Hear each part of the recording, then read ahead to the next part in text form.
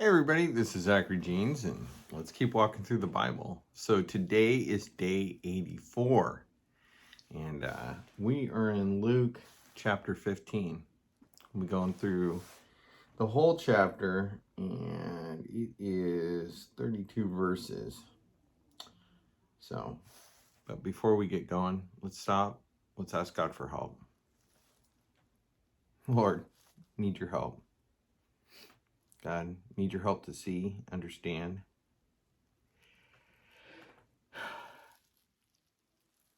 I need your help, God, for strength, Lord.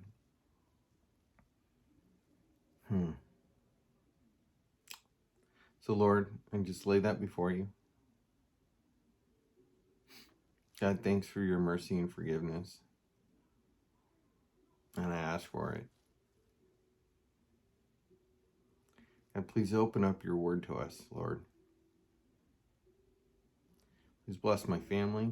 Please bless my people who are taking time to get in your word. And we just ask that in your holy name, Jesus. Amen.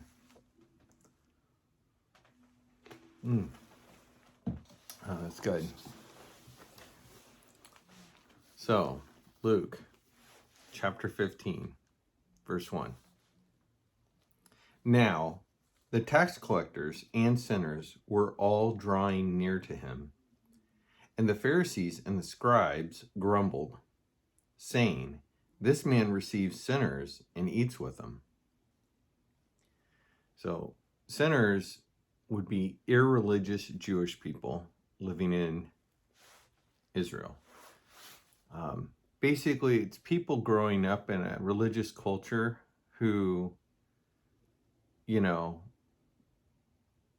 don't really abide in the faith, but check enough boxes that they aren't persecuted and cast out. So if you grow up in a particularly religious area, you might feel like you relate to these folks, to these people. If you grow up in a irreligious area, you might feel a little bit like them if you actually did grow up with faith. So if you're growing up in, the Portland area, there isn't a whole lot of Christianity going on. There is, believe it or not, Christianity going on. But you can grow up a long time and it can barely ping on your radar if you don't have, if you grow up in a place like that. Now, if you grow up down south, somewhere in Tennessee, maybe even, just like places like that, it is the framework of the culture. And so there's a lot of people who abide just enough to be able to show up to family dinner and not be kicked out of the social circle, but they are not abiding in Jesus. So, but there are these sinners, these people who are just living their life the way they want to live their life and not the way that the Lord would say is the way to live their life. And there are these Pharisees, these people who are the keepers of the rules and the explainer of the rules, the scribes, the ones who actually copy down the scriptures. And they're like, why are you eating with people who you come here with this message of this gospel of, repent, the kingdom is at hand, and, here's the way to walk the walk. And why are you eating? You're muddling your message because you're co-identifying with the people who don't follow the word of God. Ironically, who are eating with the word of God. That's Jesus. So, you see the dichotomy? In one sense, the Pharisees have a claim, but Jesus is going to explain in these three stories what it's like. Okay? So, we have Jesus saying back to them, they're like, why does Jesus receive sinners and eat with them? So Jesus told them this parable. What man of you, having 100 sheep, if he has lost one of them, does not leave the 99 in the open country and go after the one that is lost until he finds it? And when he has found it, he lays it on his shoulders, rejoicing. And when he comes home, he calls together his friends and his neighbors, saying to him, "Rejoice with me, for I have found my sheep that was lost." Just so, I tell you, there will be more joy in heaven over one sinner who repents than over 99 righteous persons who need no repentance. Okay, so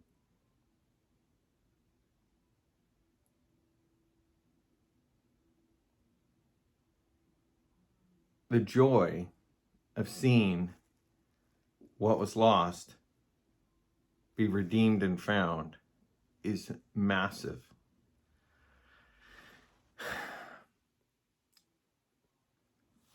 I don't think that he's pointing that these Pharisees aren't lost and that they don't need to be found. But he's trying to, again, draw these hyper contrasts to show them that there's that which is okay and safe and that which needs to be found and is lost. And why would I eat with these people who are irreligious, who live a lifestyle that's not abiding in God, not living with God?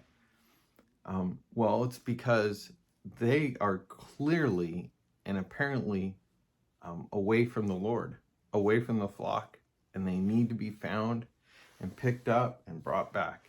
Now, pastors will teach this passage and they go, "Oh, well, he had to go out there and break the leg of the lamb and, carry him back." And there's all these like images, and maybe some of it's true, but I think it goes so far that the clear point is, why are you eating and drinking with people who live in a party lifestyle and living that life out there? Well, because it's like the sheep. It's like the sheep that's totally lost out in the wilderness. It needs to be gone after and found. And not only that, but the one going after and finding it loves it. I love these ones that have been lost. I'm going to go out there and go find them. I'm going to bring them back. Then I'm going to tell everybody about it. And we're going to celebrate. Another story. Or what woman, having 10 silver coins, if she loses one coin, does not light a lamp and sweep the house and seek diligently until she finds it? And when she has found it, she calls together her friends and neighbors, saying, "Rejoice with me, for I found the coin that I'd lost." Just so, I tell you, there is joy before the angels of God for one sinner who repents. Again, why do you eat and drink with people who hit the strip club and, who prostitute and working girls who, or dudes for that matter?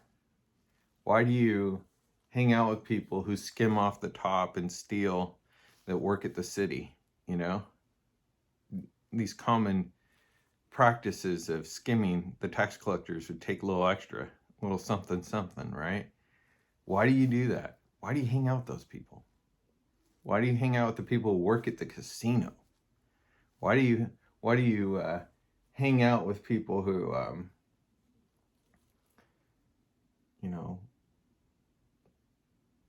I can think of a bunch of things. Why do you hang out with those people?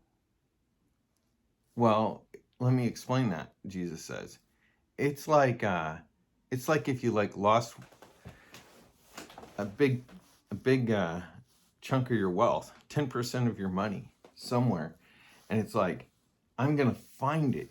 I'm going to do whatever it takes to, look in every nook and cranny of this place, and I'm going to find it. It's important. It seems small, but it's important. It's significant. I'm going to find it. When I find it, I'm going to tell my friends, I found it, and we're going to rejoice. And that's why you can go out there and search in places that were dark and shine light in the darkness. You're going to look for it, and you're going to find it. And that's what Jesus is doing. Here's our third story. And this one you probably remember more than any of them. Though, all of these are famous. But this is the parable of the prodigal son. And he said, there was a man who had 2 sons. The younger of them said to his father, Father, give me the share of property that is coming to me. So the father divided his property between them. Not many days later, the younger son gathered all he had, and he took a journey into a far country. And there he squandered his property in reckless living. And when he had spent everything, a severe famine arose in that country, and he began to be in need. So he went and hired himself out to one of the citizens of the country, who sent him into his fields to feed pigs. And he was longing to be fed with the pods that the pigs ate, and no one gave him anything. But when he came to himself, he said, how many of my father's hired servants have more than enough bread? But I'm perishing here with hunger. I'm going to get up, I'm going to go to my father, and I'm going to say to him, Father, I've sinned against heaven and before you. I'm not even worthy to be called your son. Treat me as one of your hired servants. So he got up and he came to his father. But while he was still a long way off, his father saw him. And he felt compassion. And he ran and he embraced him and he kissed him. And the son said to him, Father, I've sinned against heaven and before you. I'm not worthy to be called one of your sons. The father said to his servants, bring quickly the best robe, put it on him. Put a ring on his hand, shoes on his feet, and bring that fattened calf, kill it. Let us eat, and we're going to celebrate. Because my son was dead, and he's alive again. He was lost, and he's been found. And they began to celebrate.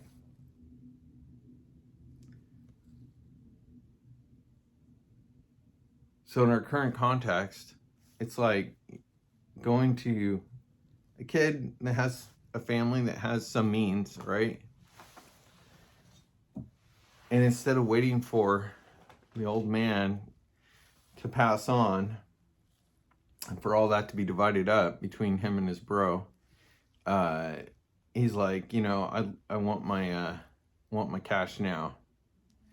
So he cashes them out, and he takes his cash, all of his inheritance. It's essentially saying, you're kind of dead to me, Dad. And but his dad's like, I love him. I'm gonna give this to him now. So he takes up his cash once he gets it, and instead of moving forward and maybe work in the family business, he takes it all and he goes and parties and like, I don't know, somewhere cool like the Mediterranean or Saint-Tropez or maybe the Greek Isles, and he lives it up and he's got it all. But then a famine hits and he spent it all. He played the slots at Vegas until there was nothing left, and then he's like rock bottom. And not only that, but the society around him is collapsing. And then he's like, well, maybe I can do something. And so he's like willing to do the dirt bottom job that's possibly available to him. And then, it's fair to say, pigs were an unclean animal for the Jewish people. So it's like working and willing to eat the food of an animal that is like dirty to them anyway. Like religiously dirty. So he's lowest of lows. And then he's like, he hits rock bottom and he realizes, I need to turn around. I need to go back and tell my dad, I've sinned against you. I've utterly done the wrong thing. Not only before you, but before heaven and for the God of holds everything up and together. And he comes back and his dad's willing to receive him. Not just, hey, yeah, come on back. But he just, all the love in the world for him. And the money didn't matter to him. It didn't matter to him. Didn't matter to him. Didn't matter to him how he looked. It didn't matter to him what he was or was not wearing. How dirty he was. And he even though he had already given him everything that he was ever owed, he wrapped him up in his best stuff, put a ring on his finger to show that he had authority in the family, and then had a huge celebration and party for him. Now we're going to see what's up with the other son. Now his older son was in the field, and as he came and drew near to the house, he heard music and dancing. And he called one of the servants and he asked what these things meant. And he said to him, your brother has come.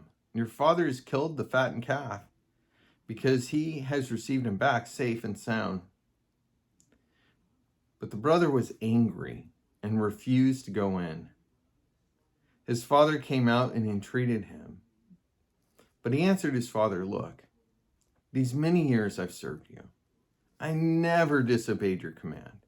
Yet you never gave me a young goat that I might celebrate with my friends. But when this son of yours came, who has devoured your property with prostitutes, you killed the fattened calf for him. And he said to him, son, you're always with me, and all that is mine is yours. It was fitting to celebrate and be glad, for this your brother was dead and is alive. He was lost and he's found. So to these Pharisees who are kind of outwardly, and Jesus given them credit, outwardly they are walking the walk. And these scribes, the one copied down the Bible, they're walking the walk. They want to know, why are you eating and hanging out with people who spend their life with prostitutes and are prostitutes? And why are you hanging out with people who don't walk the walk? And his answer to them with the prodigal son is, I got two brothers. I got one who spent it all and gave up everything to go live a life and realized that they weren't honoring their dad, weren't honoring their God, and they were willing to turn around and come back. And we should be happy for them. We should run out and meet them with love and welcome them back, and we should party because they're back. And you shouldn't be mad, and you should come in and celebrate with us that they're coming back. You shouldn't refuse to come in and party with us and celebrate them coming back. You should come in and do that. You should celebrate. You shouldn't be mad. Everything that we have here, it's yours. Like, you're already enjoying it. But you don't know because you haven't left, I guess, right? But come on, let's go celebrate. And Jesus is trying to get this across to them. But they're indignant. So the Pharisees are indignant. They're the indignant older brother and this younger brother who went far away has come back, and we're celebrating that, and it pisses them off. Oh man, there's so much there, right? Why not go out and see if you can bring some back? You know, it's interesting, just even this week, I've had a couple situations where I've talked to some people and I've tried to help them take a couple steps. And we didn't quite get to Jesus in the Bible, although we were getting there. But it's amazing, you know, when you hit rock bottom and you're out there, people are open to coming back. So let's not ever point the finger at people. I don't want to point the finger at people who are living that life out there, because Lord knows I was kind of living that life before I met him. But not just that, but now that I've been walking with God all these years, I don't want to get to a place where I'm that brother. I'm the brother who's like, well, why are we having a good time for this person? Like, I've kind of been walking the walk, Lord, for a lot of years. I don't want to be that guy. But if we pull it out of me applying this to my life and just remember that this is really hard for the religious people, and I don't even say that in a bad way. The people who were really trying to walk the walk back then, that were trying to follow these rules that had been written down, and nobody had shown up for 400 years with any prophetic message or nothing new to say, for the most part. And yet they kept trucking along. So it was really hard for some of them. I mean, the ones that meant well, to hear all this stuff.